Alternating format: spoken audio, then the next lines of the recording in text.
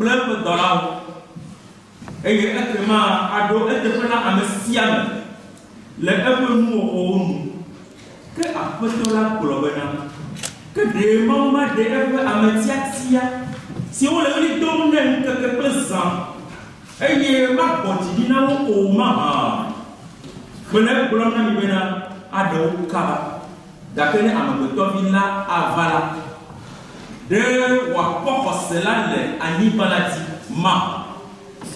ma fofola pour les Jésus Christ nana on ti fafa ple londo si on bosse pelo la ni no vinyo kata ma on a vu à monsieur kata lo mia ko Jésus Christ ran ple londo sinu machina bereo amen amen les titres minanya do nya ma fra de explanation ma kafo siabe e ma do mo ko de da kebe Yehova lolo eh wo se kafu muto e fe kanyenye metoduro beni o wa kafu do o tu titime eh wa de ma o mutu wo ma de mu le wo kanyenye fe achoro do wo bla wo nukunu wo nu wo ti mo ko musa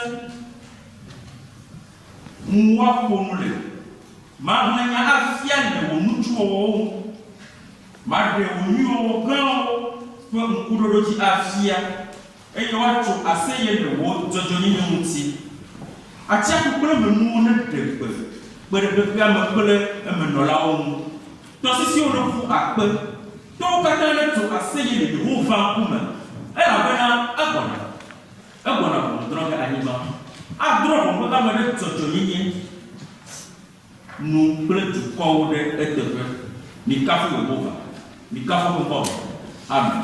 Amen. Dani lope. Kata dia ka boleh dikira di alamat dan ko dia dulu dia tahu.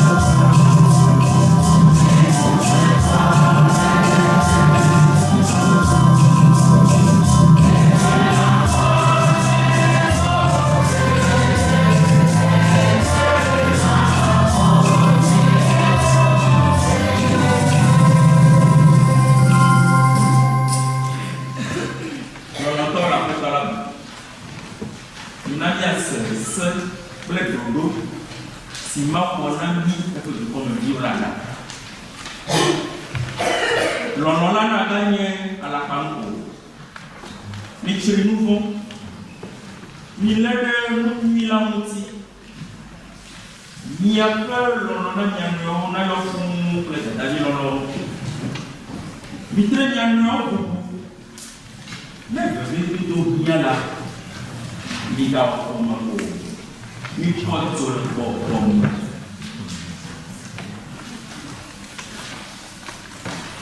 Dine dzɔ mi le mɔkpɔkpɔ me. Mido dzi le xaxa me. Minɔ gbedodoɖa dzi ɖaa si. Minɔ amedzrowɔwɔ dzi. Miyra ame siwo tia mia yome la. Miyra eye migaƒo fi ɖe wo o. Midzɔ dzi kple ame siwo le dzidzɔ kpɔm la. Mifa avi kple ame siwo le avi fam la. Midi nu ɖeka ma keke na miawo. Migadi nu kɔkɔwo yome o. Hafi mibɔbɔ mia ɖokui na ame bɔbɔ ɖe anyi na wo boŋ. Migaƒo mia ɖokui aɖaŋudzelawo o. Migado vɔvɔ teƒe na ame aɖeke o. Miaƒe tamesusu na nu nyuiwo yome le amewo katã ƒe ŋkume. Ne ate ŋu anye nu si ke tso mia gome la, minɔ anyi kple amewo katã le ŋutifafa me.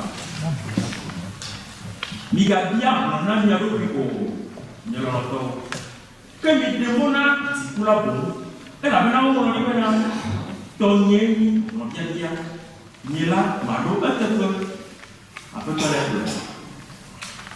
Eya ta ne dɔ le wo futɔ wum la, na nuɖuɖui, ne tikɔ le ewum la, natsi, elabena ne ewɔ esia la, aƒo dzoka xɔxɔwo nuku ɖe eƒe ta dzi. Megana nu vɔ̃ɖi la ɖu dziwo o, ke tsɔ nu nyui la ɖu nu vɔ̃ɖi la dzi le. Minɔ tsitre sesĩe le xɔse me. Ke xɔse mele mia si o la, miate ŋu adze Mawu ŋu o, elabena ele be ame si ke tena va Mawu gbɔ la, naxɔ ase be Mawu li, eye wònye teƒeɖola na ame siwo dinɛ vevie. Minɔ ŋudzɔ, miwɔ ŋutsu, eye misẽ, miwɔ nuwo katã le lɔlɔ̃. Amen.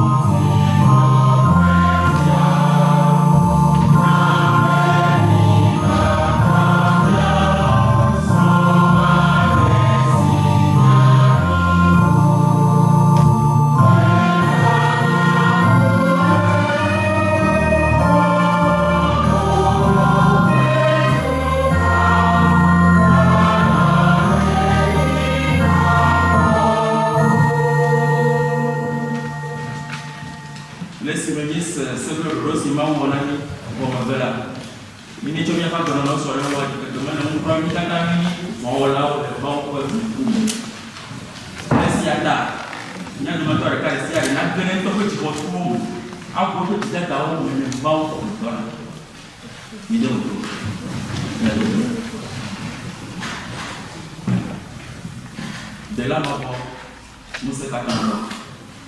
Nous sommes voilà. Vous signez Jojo et toi pour pas nous sommes là pour amener là. Et si elle signe va doire au coup. Ni dia de si nous vont là et il y a ta ligne globale, nous vont mettre le mien là à la façon où et il y a encore le problème miel. Et il y a un petit. Il y a un peu de temps mais la joie, il y a un peu de temps. Nous pouvons si on a un niveau, tout petit, on a. La joie qui na kpla makɔ nyinyi ɖa na kplɔ ɖi ɖa ŋunyunuwo katã na mia ŋuti agbogbo axɔnu abe viwo ene ye ne wokɔ ɖe na o be nàtso ne nu vɔ ke wo mawu nu teƒe wɔ la ɖoke bɔbɔtɔe mi le me ƒom megaka na tso mia gbɔ tsɔ wɔ amenuveve kple viwo Yesu Kristo ƒe lɔlɔ si wòɖo na mi kɔ ƒe ʋu ɖe anyi le nyata la megatsɔ mi gbogbo na mi le wòabɔ wo agbogbo ado dzidzɔ na mi kple wògbɔgbɔ kɔkɔe la bena wòado ŋusẽ agbogbo ana agbɔgbɔ yeye mi tso azɔ heyi amen.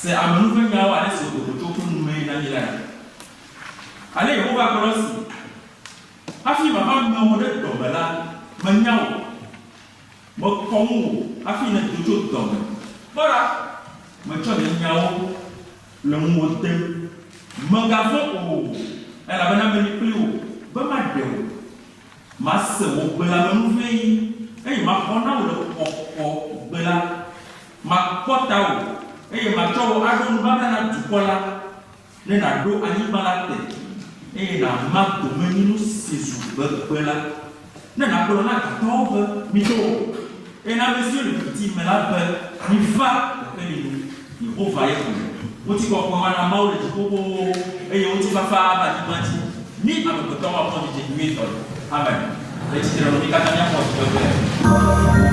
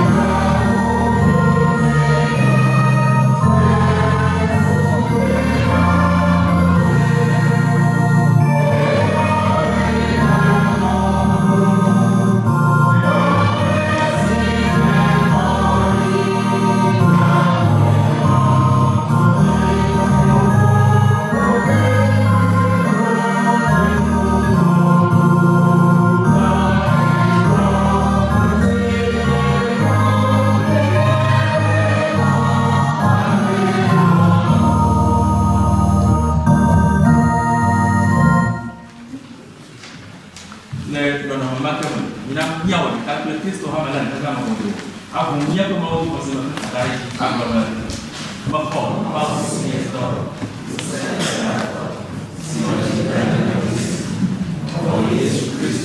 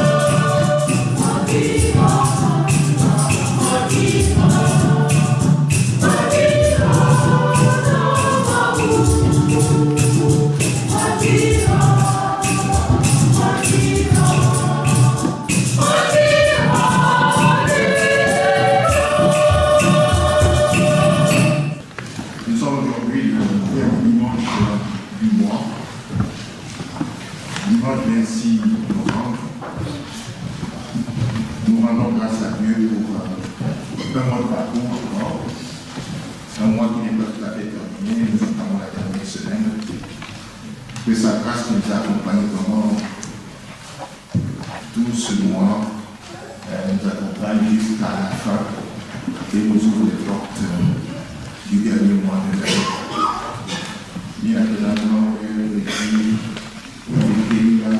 si la carrière Laetitia, c'est encore un peu de laquelle il y a un université, il y a une équipe familiale qui va avoir le petit cigare, le petit maman,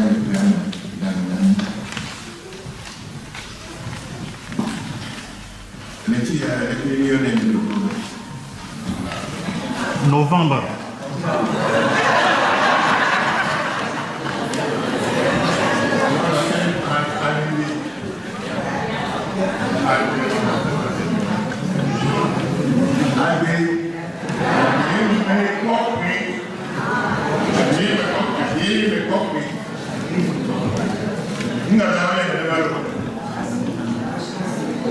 Qu'est-ce que ça voudrait dire?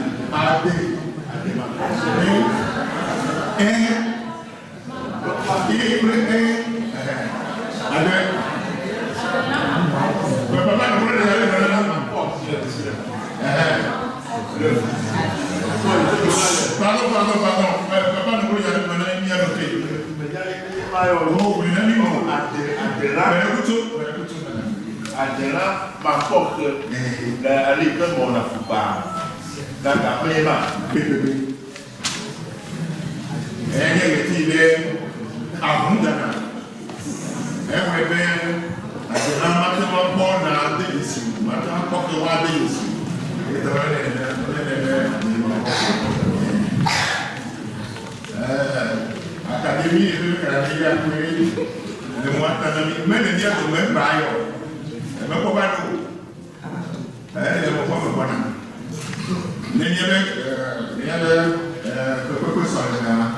Il y a la nagawa, voilà le tibana wa. C'est l'académie, le tibana. Le que ça là.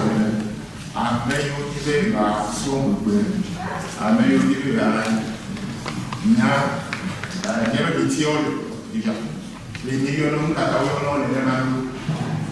Et puis, alors qu'après, les amis, après, Tania, et il y a un peu de temps. Donc, on était ici à la. Voilà, il y a un peu de temps qui, comme on a mis à la maison, où il y a le peuple. Donc, nous en aurons pour 50 000, nous en aurons pour le peuple de féminin. Le 31 décembre, on aura une certaine quantité. Nous vendons à 3 euros. C'est pour aider l'Académie Ébé Kotovo à continuer son travail. Ils n'ont pas un gros budget, mais ils font un travail extraordinaire sur la calendrier.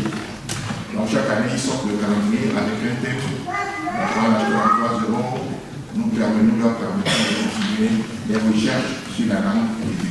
Il y a l'Académie Kabié aussi. Il y a l'Académie Mineur aussi.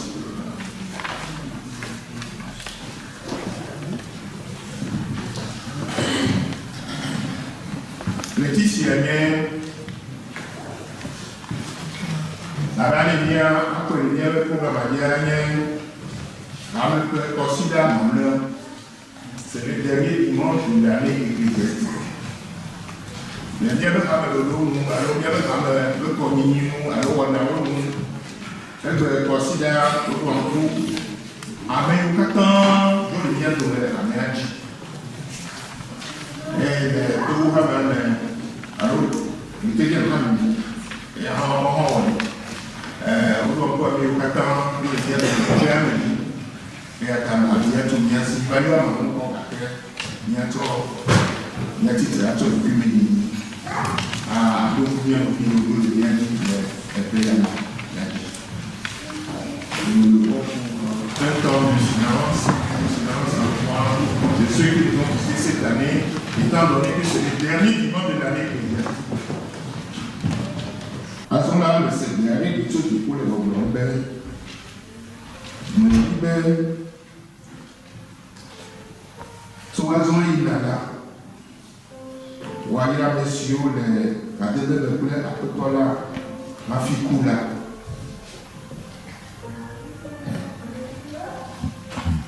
Bon voilà, on est ici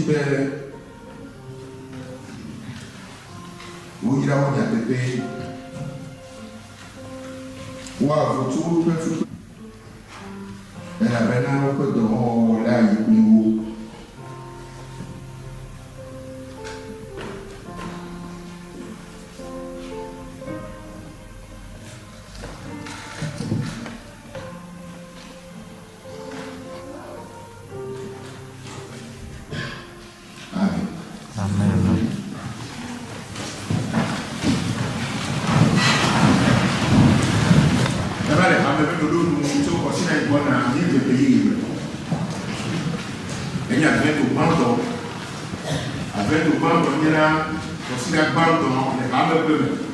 Le premier avant et le premier dimanche de l'année ecclésiastique.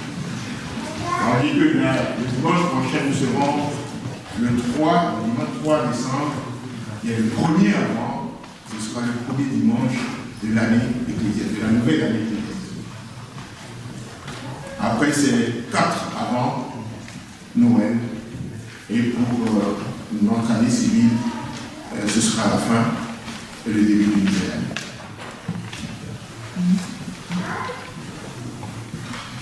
Aussi dans la sur le folklore, les allées, il y a un vieux qui est sur le folklore, le peuple de la Maraboubi. Je me porte le vieux au tiers, il y aurait la chose sur le matin. Et il y a un monde où il y a la alors, c'est les natifs du novembre qui conduisent le culte aujourd'hui, qui animent le culte aujourd'hui. C'est ce qu'ils leur symboliquement leur action de grâce pour Dieu pour ce mois qui les a vus naître. Et certains parmi eux ont demandé à rendre grâce à Dieu spécifiquement, mais en groupe, ils rendent donc grâce à Dieu comme ils le font déjà en conduisant ce culte. Nous apprenons les tables. Et quand Romain on dit qu'il a mis bon câble à la main de il y a un millier actuellement le petit groupe le vieux on va dire le droit pour son femme mais il y a il faut pour lui pour son nom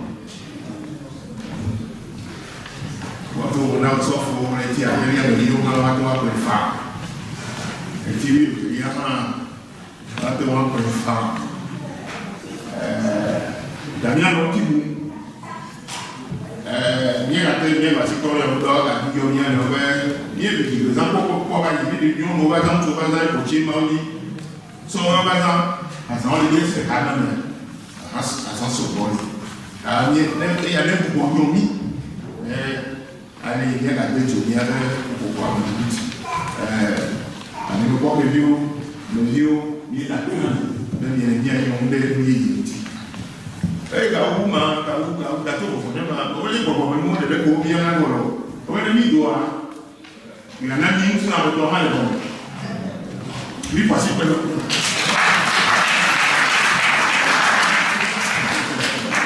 Et vous invite à l'issue du culte à descendre ici dans la salle de la fraternité, comme on l'appelle cette salle, c'est la salle de la fraternité. Ils sont dans la salle de la fraternité pour passer un petit moment ensemble. Bon. Hier, à la ligne des prépares du sauvage, il y a des Bogota. Et à la ligne sur le marché, et le Bogota. Bon, on a à Berlin.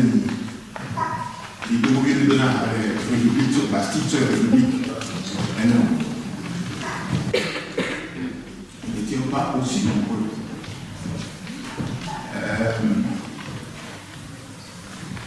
Lui, il doit bien dire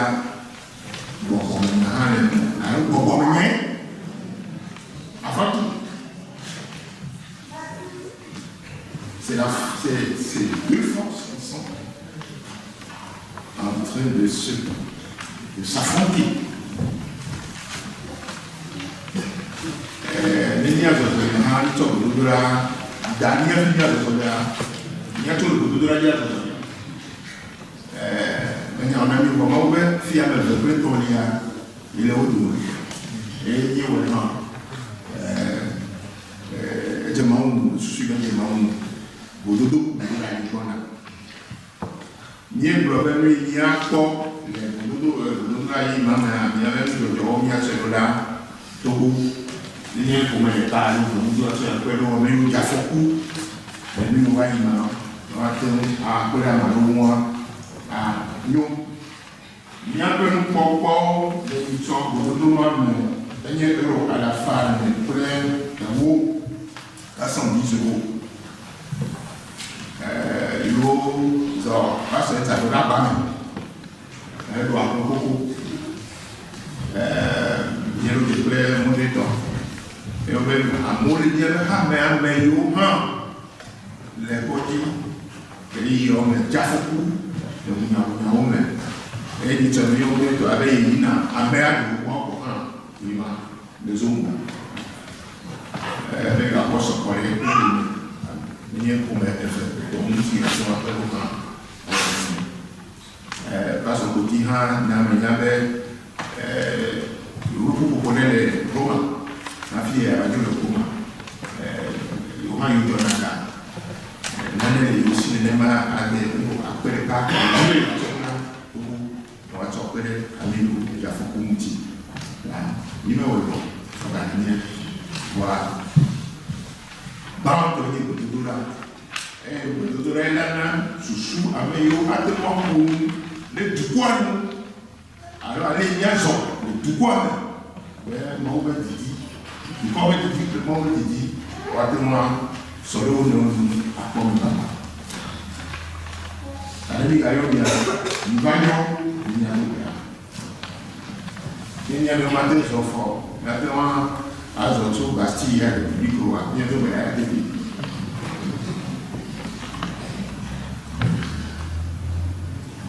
Et justement, Peppa dit du retour, de Doula, Niega, les libères, mais où l'on veut, de Doula, il y a un homme, il dit, attends, pour lui, de Doula, les localiers, il y a d'après communication, on va au Canada, au Brésil, mais moi, comment je viens, c'est l'île.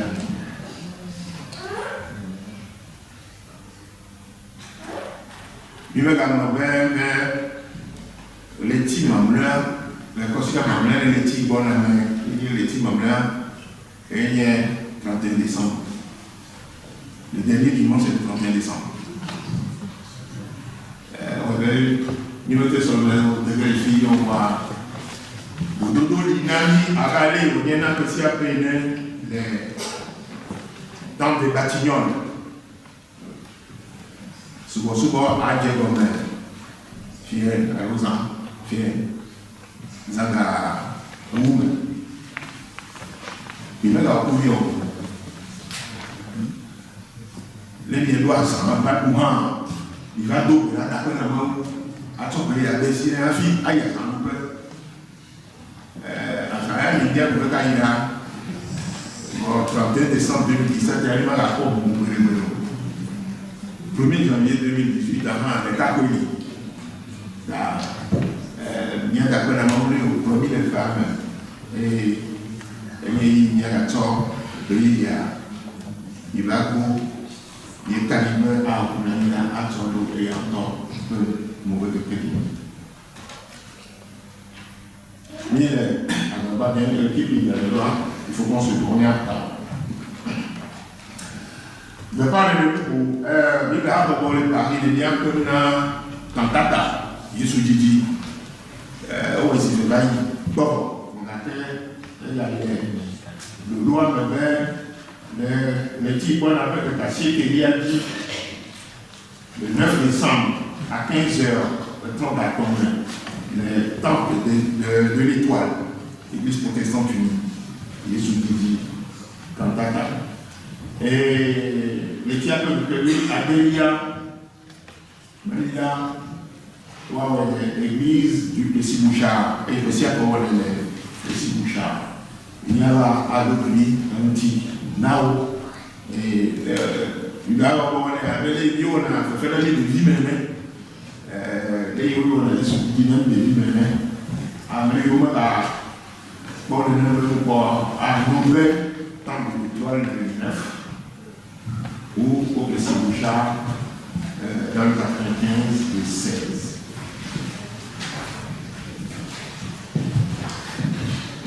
Fiayo pour ma rang de bien premier Yabert au nom d'A, Dada Marie, Marguerite Fiayo, et Julia de Marie-Thierry pour la cotation de temple de la rue Contemplaire. Passy. Le temple de l'Annonciation, l'église protestante le 17 à 10h, au plus de 10h. Là, il y a le nom d'Amadi, à l'eau. Il y a le signataire, non. Il y a le garanti, Jude, plein de garanti, et ici on a un nouvel, il y a un nom, le précesseur, il y a un peu sur le nom, la Amadi, il y a le nom.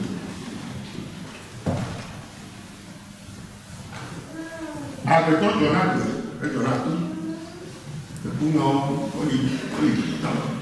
elle dit que la terre, bien que notre activité principale, la paix, il y a du tout. Et il y a activité principale. L'activité principale, c'est tout mes petits pour aller pas. Voilà, il y a des coiffures, Amadou Agnassi, avec Simon Dognon. On dit que chrétien attendait vers Saint-Denis, Simon Dognon, frère innocent d'amour, le maître. Il y a élément, on va dire le lien de pour qu'on va le théâtre victoriel, mais le grand nous, regardons après Vanani, la fille. Il y a la première vie, Loretta,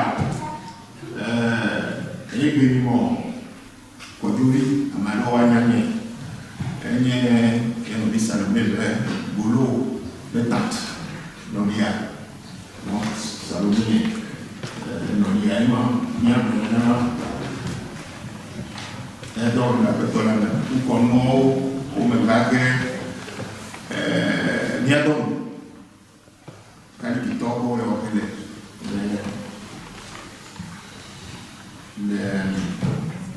14e église catholique de Voyagement. Les portes de Rome. Notre-Dame de l'Ouest. Amadou a gagné les diables. Il y a eu des sous.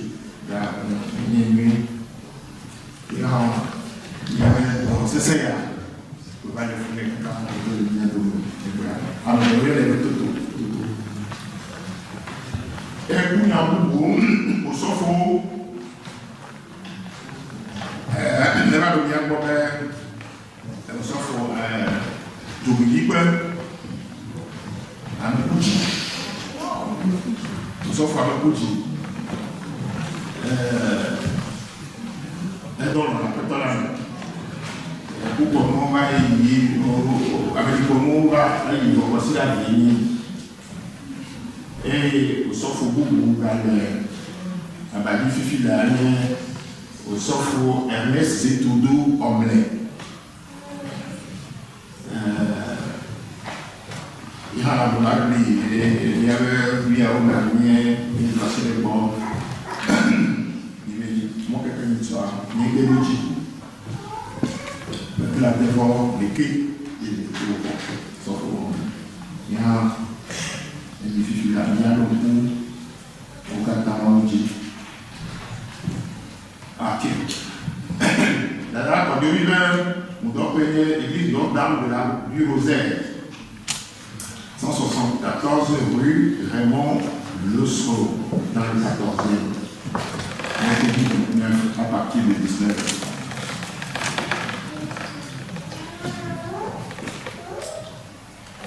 Voilà, les magasins de Fifi là. par le protocole de nous journée, on en a une centaine. Mais on a mis noir, les gens noirs, les il est à la protocole, mais les liens à l'oran, la diamant à protocole, bien la citronne.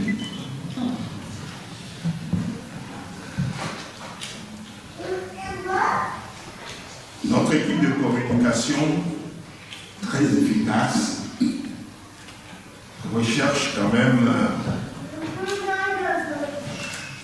des bonnes volontés pour renforcer l'équipe. On doit refondre notre site parce qu'il y a certains problèmes sur le site. On doit refaire le site et c'est beaucoup de boulot. Ceux d'entre nous qui connaissent un peu en informatique, nous aurons besoin de leur coup de main.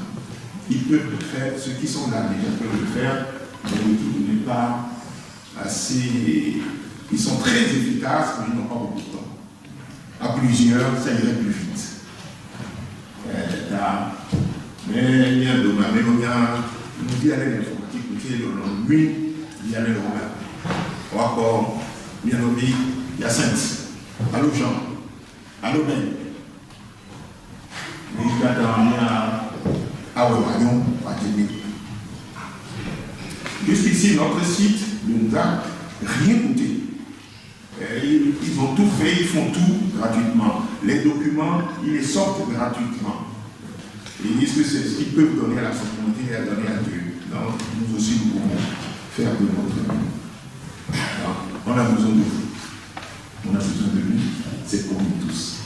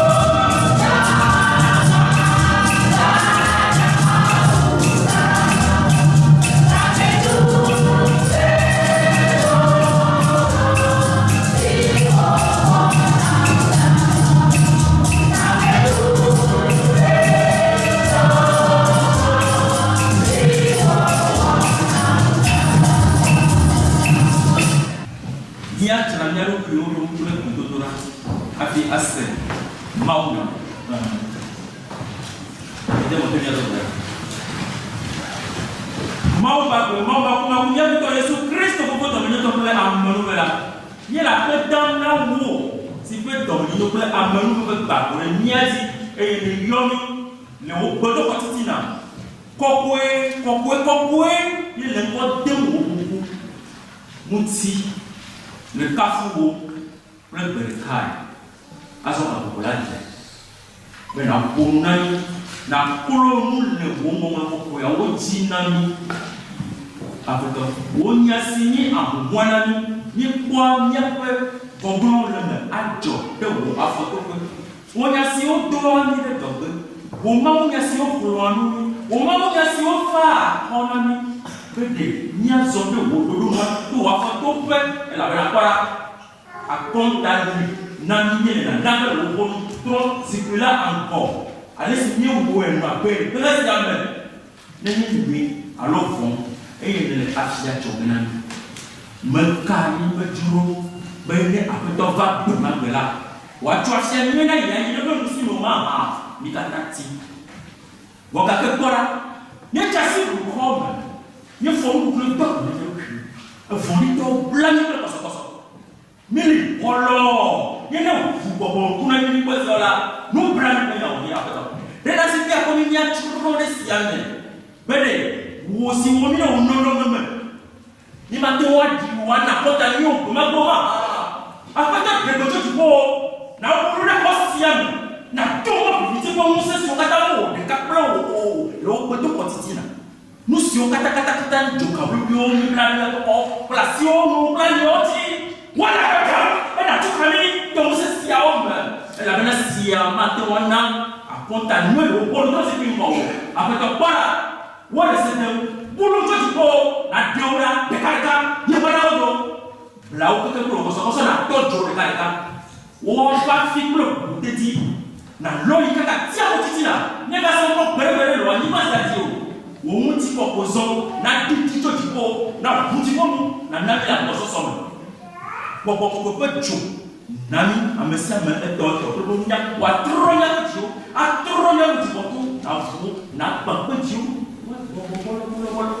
me ti o na mo muri a ko na chonya no nya ko la nu si ke wa ko la nya me sa me no ko le to te tenu esia o ko Ujipono woti jajao na jareji bele wa cheku nwe si jena jimtoto jimetoto sia atoro ya kadono ene kadono nwe sia ya chawa na wa konta be magbe eye gbelana dinami to jipo be mbo dola ni penu te ko wala o wonu te ko la no ko na no la mi ale amen